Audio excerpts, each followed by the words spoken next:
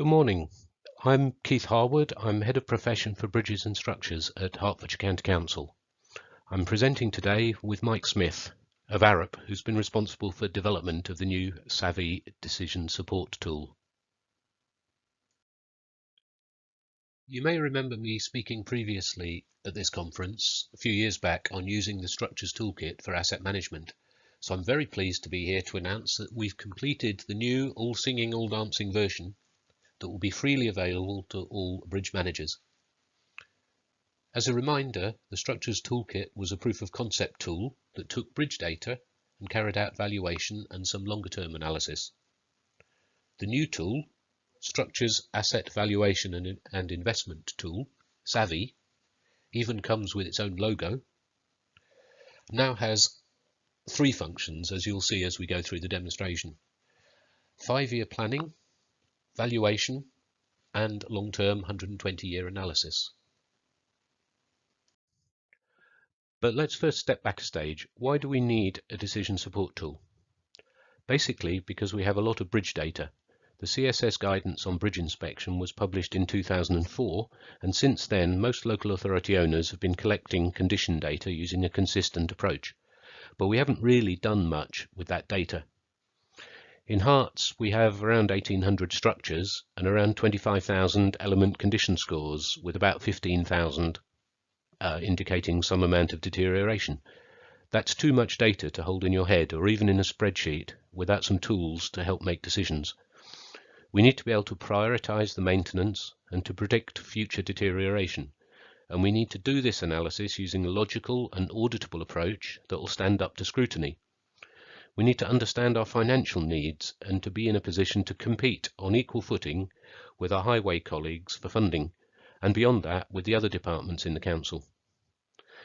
In summary, we need to be able to take the data we have, create meaningful knowledge, and make wise decisions, and I hope we'll show you now how SAVI helps you do that. The idea for SAVI started with 3 homemade spreadsheets that we created in Hertfordshire, all based on the underlying methodology in the original Structures Toolkit, SAMPT. So we used the same data structure, the same deterioration models and cost and intervention models, but we added a few changes to prioritization and grouping of projects. A couple of years ago, we successfully applied for research funding from UK RLG and DFT to take what we'd done in Herts and turn it into a professional product to share with the industry. The project was led by a steering group, including Arup and Hertfordshire, but with also Satbir Gill representing the UK Bridges Board and Chris Allen Smith of Hamfig. You may remember Hamfig was the group that led the financial work to bring SIPFA and engineering together. Okay, so that's the background. Now over to Mike for more detail of the SAVI toolkit. Thanks, Keith. Today I am delighted to be introducing SAVI. But before we take a look at SAVI, I wanted to share how we got to where we are today. When we first started the project in January 2019, we contacted local authorities from across the country to learn their experience using the previous Structures Toolkit and to understand from their perspective what needed to improve. These recommendations focused our attention on 3 key areas. Firstly, make SAVI user-friendly, particularly when it comes to inputting asset data, and really focus on speeding up the analysis functions. Secondly, make sure the results are meaningful, both in terms of accuracy and applicability, so people can actually understand and use the outputs. And finally, to drastically improve the user guidance to help people quickly understand how to navigate and operate SAVI. So now let's take a look at SAVI. When you open SAVI for the first time, you will be required to input asset data and decisions. Let's take a look at how this is done. When a user opens SAVI, they will arrive here at the main page. The main page consists of a series of individual tiles, each tile summarizing an important aspect of SAVI. For instance, the stock summary tile here outlines the number of structures and elements which have been input into SAVI, visually breaking this number down by structure type. At the top of the screen is the SAVI ribbon.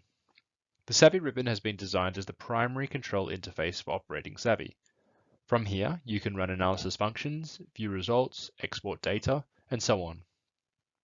SAVI exists in 2 modes, analysis mode, seen here by the blue banner, and edit data mode. When you're inputting or editing asset data and decisions, you must be in edit data mode. To do this, click on the edit data button on the SAVI ribbon here. Once you're in edit data mode, the main page is updated to reflect this switch. You'll notice that the banner has now changed color from blue to salmon. You will also notice that a number of input cells are now available, also in salmon. In the SAVI ribbon, you now have the option to import asset data from an existing file. SAVI is compatible with the previous Structures Toolkit, so if you've spent time and effort cleansing your data for the existing tool, it can be readily imported and used in SAVI. Down the bottom of the screen are the individual asset data input tabs. Let's take a look at what structure level data is required to run SAVI. Within the Structures tab, you are required to enter a number of attributes per structure. For more details about each attribute, please refer to the user guide. On the subsequent tabs, you are required to enter data at element level and have the option to add planned works and routine expenditure if you wish. Once you've added your asset data, you're ready to run analysis. To switch back to analysis mode, click the Close Editing button on the SAVI ribbon located here. At this point, you will be prompted that SAVI is about to close edit data mode and prepare the tool for analysis. If there are no errors, SAVI will return to the main page in analysis mode, as shown here. The data validation tile will indicate that all fields have been entered correctly and that you're ready to run analysis. It's worth noting that if there are errors with your asset data, SAVI will not allow you to exit edit data mode until they have been corrected. You can use the data validation tile on the main page to pinpoint where exactly errors persist if you experience this. Once you have successfully input your asset data and decisions, you're ready to run analysis. Let's now step through the 3 analysis functions available in SAVI. The valuation function determines the current monetary value of the structure stock. SAVI values the structure stock in terms of gross replacement cost and depreciated replacement cost. On the main page, the valuation tile displays the date valuation was last carried out and when the data was input. To run valuation, click on the Valuation button on the SAVI ribbon. You will immediately be prompted that valuation is about to run and given an estimated runtime for this function. Once valuation is complete, this pop-up message will appear. As you can see, valuation is very fast, taking only 2 seconds to value 700 structures and close to 9,000 elements in this example. At the bottom of the screen, you'll notice 2 purple tabs have appeared. These are the valuation outputs that have been generated. Let's now take a look at these outputs. The first of the valuation outputs is the valuation dashboard. This dashboard is broken into 3 sections. At the top, we have the high-level summary, including stock gross replacement cost and depreciated replacement cost. In the middle, we have this information broken down by structure type and asset type, and also displayed other condition metrics. And at the bottom is an interactive table allowing you to drill down to individual structure level for this information. The valuation dashboard may be exported to a separate standalone Excel file by clicking the Export Value Dashboard button on the SAVI ribbon. The second valuation output is the valuation certificate. This certificate provides a reportable document summarizing stock gross replacement cost, depreciated replacement cost, and depreciation. Like with the previous Structures Toolkit, you may choose to use this certificate for official reporting of structure stock value as part of whole of government accounts. The second function SAVI is able to perform is short-term asset management planning. This function identifies and prioritizes structures and elements that should be maintained or replaced in the next 5 years. SAVI uses this information to develop a tactical 5-year program of works, allowing you to understand what needs to be done in the immediate funding period. On the main page, the short-term asset management planning tile requires the user to define an annual budget and allows for additional priorities to be added, should you have specific priorities or strategies. To run short-term asset management planning, click on the Short-Term AMP button on the SAVI ribbon. You will immediately be prompted that this function is about to run and given an estimated time for this analysis. Once short-term asset management planning is complete, like valuation, a pop-up message will appear. At the bottom of the screen, you'll notice 3 purple tabs have appeared. These are the short-term asset management planning outputs that have been generated. Let's take a look at 2 of them now. The project list defines a program of works for the next 5 years, with schemes planned sequentially in order of priority. An asset manager may use the project list as evidence to support their proposed short-term asset management plan. In this example, we can see that in year 1, the first structure requiring works is a bridge. SAVI has determined this to be the highest priority structure, hence why it appears first in this list. The individual elements on the bridge that require works and the associated maintenance activity is displayed, along with the costs associated with the works. Structures continue in the list in order of priority until the 5-year budget is exhausted. The element list is intended to give asset managers visibility across the types of elements needing work. This highlights any common trends which could trigger a dedicated program of works for a specific element type. In this example, we can see that expansion joints feature frequently in the highest priority elements. This may suggest a specific program to deal with expansion joints may be the best approach. The third and final function within SAVI is long-term asset management planning. This function allows you to develop a strategic asset management plan for up to 120 years. On the main page, the long-term asset management planning tile requires the user to define the number of years of the analysis and the budget for each year. Additional priorities may also be added should you have specific priorities or strategies. To run long-term asset management planning, click on the Long-Term AMP button on the SAVI ribbon. Again, you will be immediately prompted that the function is about to run and given an estimated time for this analysis. As with the other functions, a pop-up message will appear once long-term asset management planning is complete. At the bottom of the screen, you'll notice 3 purple tabs have appeared. These are the long-term asset management planning outputs that have been generated. Let's take a look at 2 of them now. The long-term asset management planning dashboard is broken into 2 sections. At the top, we have a high-level summary including the total budget and spend over the defined duration of the analysis. This is also discounted. Below this are 4 tiles summarizing the spend, risk, condition, and performance indicators of the strategic asset management plan. In the spend tile, we can see here the first graph, which summarizes the annual budget, annual spend, and the resultant stock condition. In this example, we can see condition gradually falling over time based on the defined budget. The second graph here summarizes the annual budget, the annual spend, and the work bank. The work bank is defined as the cost required to return all elements to an acceptable condition. In this example, we can see that due to insufficient levels of funding, the work bank is building up over time, i.e., the backlog of work continues to grow. These graphs, along with the others on this dashboard, can be used as evidence to support business case development, funding applications, and to report predicted condition and risk based on the defined spend. The dashboard may be exported to a separate standalone Excel file by clicking the Export LAMP Dashboard button on the SAVI ribbon. The ECS profile displays the year-on-year condition score for each individual element for the defined number of years.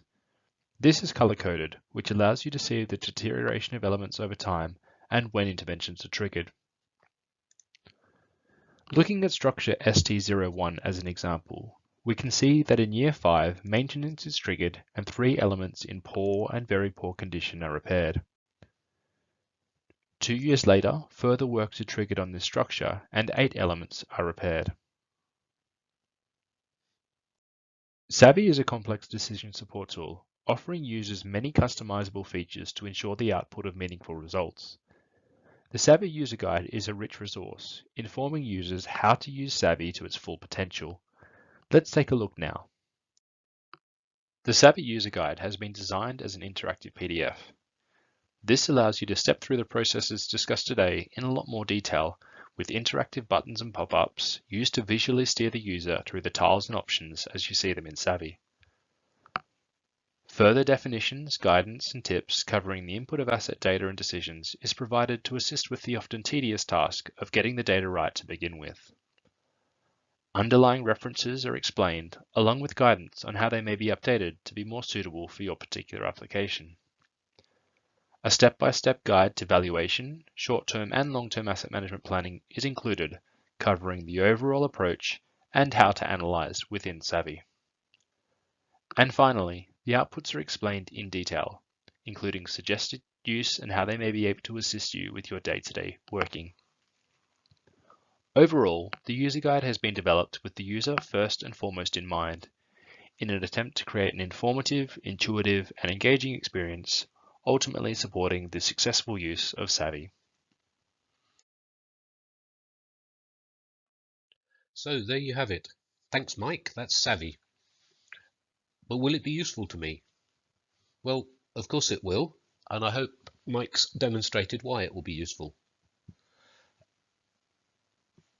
One point we're very proud of, SAVI can analyse a lot of structures. We've tested it to over 5,000 structures and 70,000 elements. The run times we've noted in the slide there are for the Hertfordshire stock. I hope you can see it runs in a manageable length of time.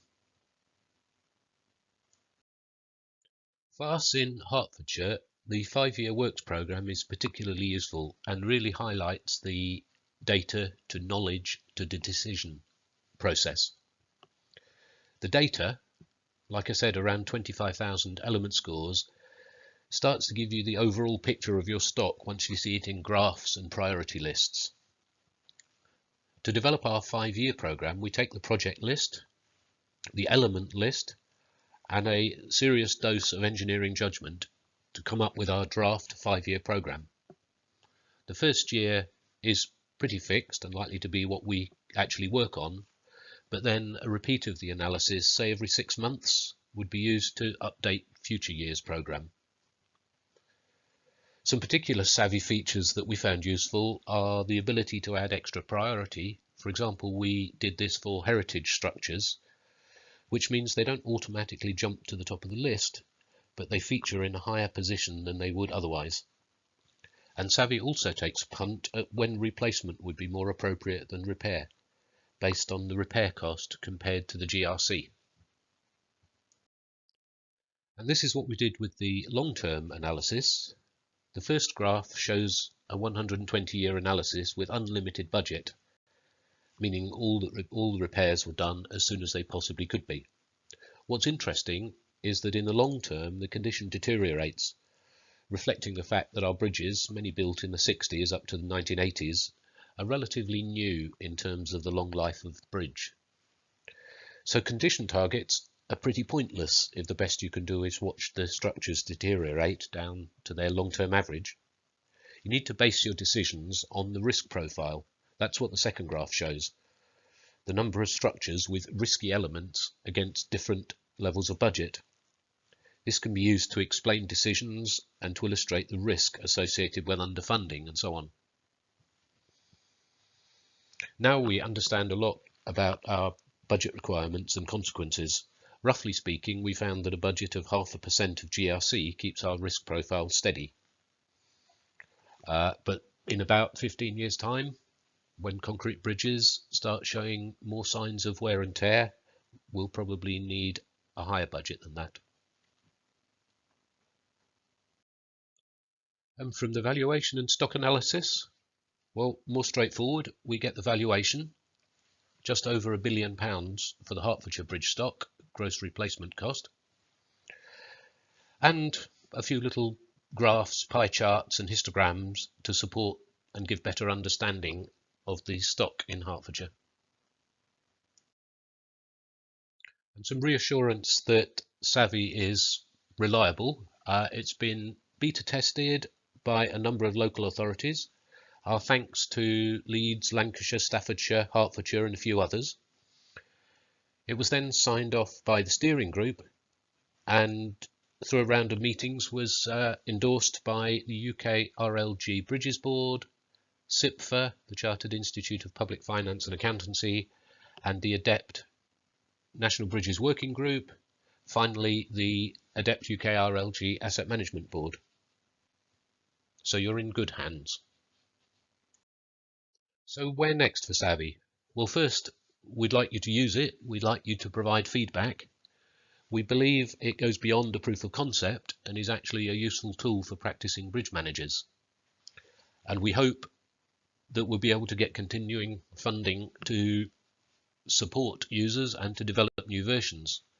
We'd also like to see software providers using SAVI to configure their asset management systems, to incorporate it as part of the system, or at least to make sure that data transfer can work seamlessly.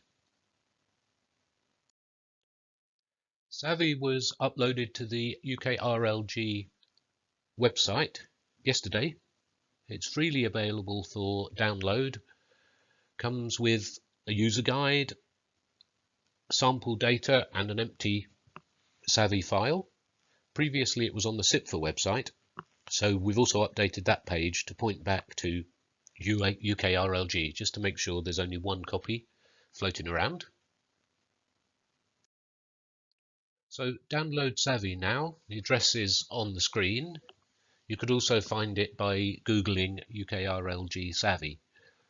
And if you have any questions, I suppose Mike and I would be happy to answer.